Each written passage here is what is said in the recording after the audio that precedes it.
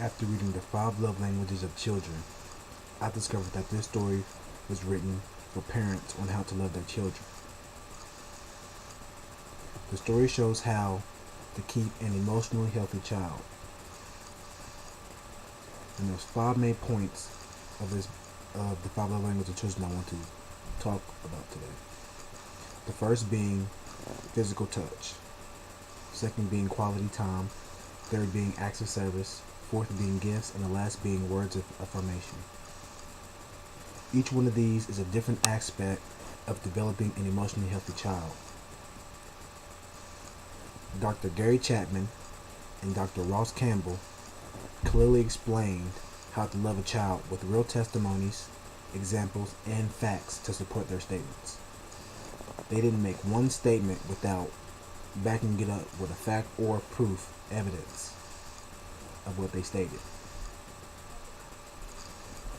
Not only did they talk about how to develop an emotionally healthy child, but they also talked about how to develop a physical healthy child as well.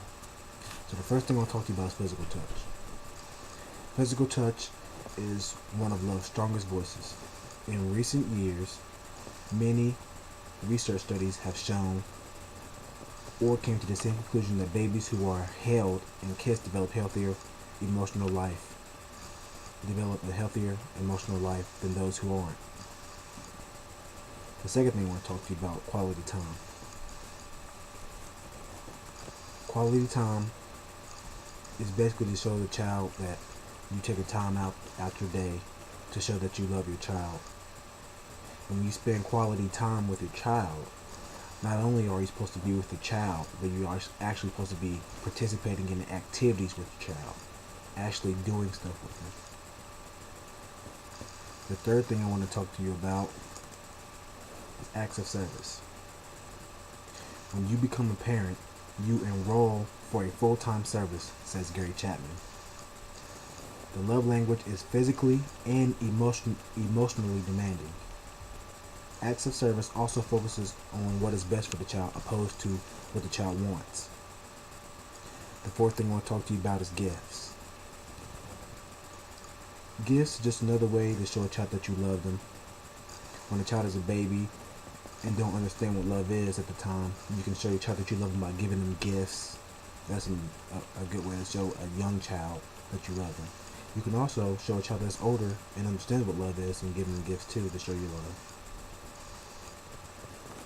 The last thing I want to talk to you about is words of affirmation, which is the last love language discussed by Gary Chapman and Dr. Ross Campbell. When a young child receives messages by your tone of voice and gentleness of mood, this is how young babies that don't understand what love is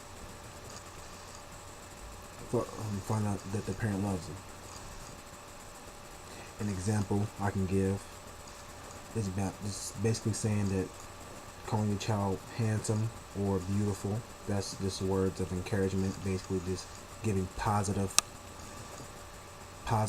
words or compliments to the child. So in conclusion, I talked to you about the 5 main points of the 5 love languages.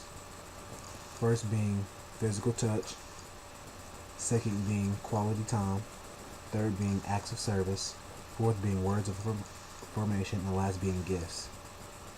I encourage you parents out there to read this book, and I encourage teachers to read it as well. This story can help improve families and build stronger bonds. Thank you.